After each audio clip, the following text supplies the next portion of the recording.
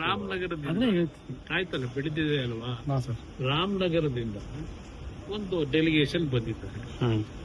ರಾಮನಗರದ ನಗರದ ಅಭಿವೃದ್ಧಿಗೆ ಏನೋ ಒಂದು 770 ಕೋಟಿ ಕಾಮಗಾರಿಗೆ ಒಂದು ಹಣ ಬಿಡುಗಡೆ ಮಾಡಿಕೊಡ್ಬೇಕು, ನಮಗೆ ಸ್ಯಾಂಕ್ಷನ್ ಮಾಡಿ ಅಂತ ಬಂದಿದ್ದು.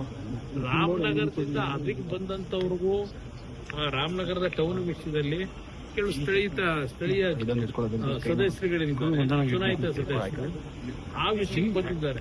ಅವರೇನು ಬಿಡದಿಲಿ ಅದೆಂತದ್ದು ನಿಮ್ಮ ಟೌನ್ಶಿಪ್ ಮಾಡಿ ಅಂತ ಕೇಳಕ್ ಬಂದಿಲ್ಲ. ಅವ್ರ ಮುಂದೆ ಭಾಷಣ ಮಾಡ್ಕೊಂಡವ್ರೆ. ಅವ್ರು ಬಂದಿರೋದು ರಾಮನಗರ ಟೌನ್ ನಲ್ಲಿ 770 ಕೋಟಿ ಕಾಮಗಾರಿಗೆ ಹಣ ಕೊಡಿ ಅಂತ ಬಂದವರು.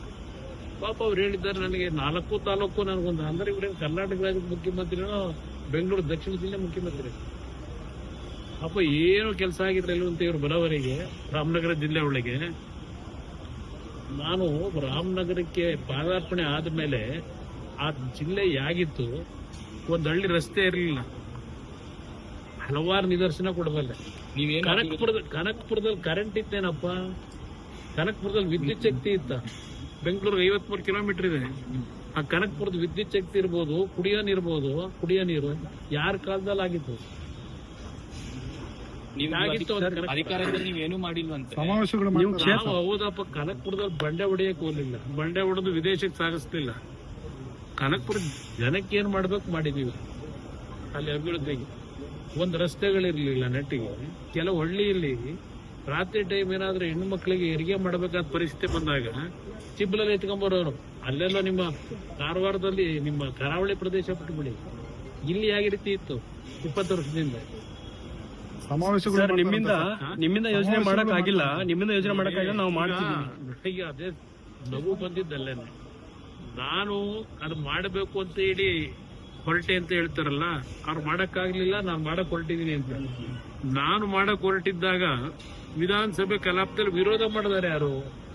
ಇದಾಗಬಾರದು ಅಂತ ಹೇಳಿದಾರೆ ಯಾರು? ಆಗ ನಿಮಗೆ ಅದು ಹೇಳೋದಕ್ಕೆ ಅವತ್ತು ಯಾರು ನಿಮಗೆ ಜ್ಞಾನೋದಯ ಕೊಟ್ಟವರು ಮಾಡಬಾರ್ದು ಇದನ್ನ ಅಂತೇಳಿ? ಈಗ ಮಾಡಿ ಅಂತೇಳಿ ಯಾರು ಜ್ಞಾನೋದಯ ಕೊಟ್ಟವರು? ಕೇಳ್ತಕ್ಕಂಥದ್ದು ನಾನು ಇವರಿಗೆ. ಎಲ್ಲಿ ಅಲ್ಲಿ ಯಾರು ಒಪ್ಕೊಂಡಿದ್ದಾರೆ ಜಮೀನು ಕೊಡೋದಿಕ್ಕೆ? ಯಾರು ಕೊಟ್ಟವ್ರೆ? 4,500 ಜನ ಅರ್ಜಿ ಹಾಕಿದವ್ರಿಗೆ ಇನ್ನೂ ಉತ್ತರ ಕೊಡ್ಲಿಲ್ಲ ಇವರು. ವಿರೋಧ ಮಾಡಿ ಅರ್ಜಿ ಹಾಕಿದವ್ರಿಗೆ ಉತ್ತರ ಕೊಟ್ಟಿಲ್ಲ ಇವರು. ಇದು ಕತೆ ಹೇಳ್ಕೊಂಡು ಹೊರಟಿದ್ದಾರೆ.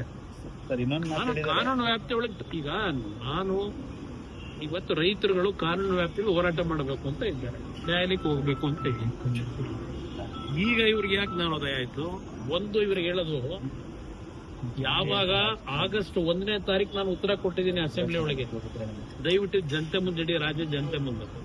ಆಗಸ್ಟ್ 1ನೇ ತಾರೀಕು ಇವರುಗಳ ಒಂದು ವಿರೋಧ ಏನಿತ್ತು, ಬೆಂಗಳೂರು ಸುತ್ತಮುತ್ತ ಈ ನಂದಗುಡಿ ಯಾವ್ದು ಹೇಳಿ ಚರ್ಚೆ ಮಾಡಿದ್ರಲ್ಲ SEZ ಬಗ್ಗೆ, ಅವತ್ತು ಇದು ಆಗಬಾರ್ದು ಅಂತ ಹೇಳಿದ್ರಲ್ಲ ಪ್ರಾಜೆಕ್ಟ್.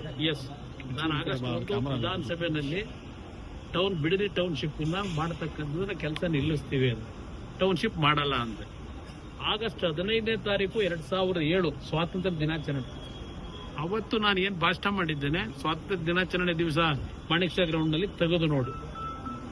ಈ ಒಂದು ಬಿಡದಿ ಟೌನ್ಶಿಪ್ಗೆ ಇವರೇನು ವಿರೋಧ ಮಾಡಿದ್ರು, ನಂದಗುಡಿ ಟೌನ್ಶಿಪ್ಗೆ ಏನು ವಿರೋಧ ಮಾಡಿದ್ರು, ನಾನು ಆಗಸ್ಟ್ 15ನೇ ತಾರೀಕಿನ ಸ್ವಾತಂತ್ರ್ಯ ದಿನಾಚರಣೆ ಭಾಷಣದಲ್ಲಿ ವಿಶ್ವೇಶ್ವರಯ್ಯ ಬಡಾವಣೆ, ಶಿವರಾಮ್ ಕಾರಂತ್ ಬಡಾವಣೆ, ಕೆಂಪೇಗೌಡ ಬಡಾವಣೆ, ದೇವರಾಜರ್ಸು ಬಡಾವಣೆ, ಹೀಗೆ 5 ಬಡಾವಣೆಗಳ ನಿರ್ಮಾಣ ಆಗಬೇಕು ಅಂತ ಹೇಳಿ BDA ಇಂದ ಕಾರ್ಯಕ್ರಮವನ್ನು ರೂಪಿಸ್ತಕ್ಕಂಥದ್ದಕ್ಕೆ ಘೋಷಣೆ ಮಾಡಿದ್ದೇನೆ.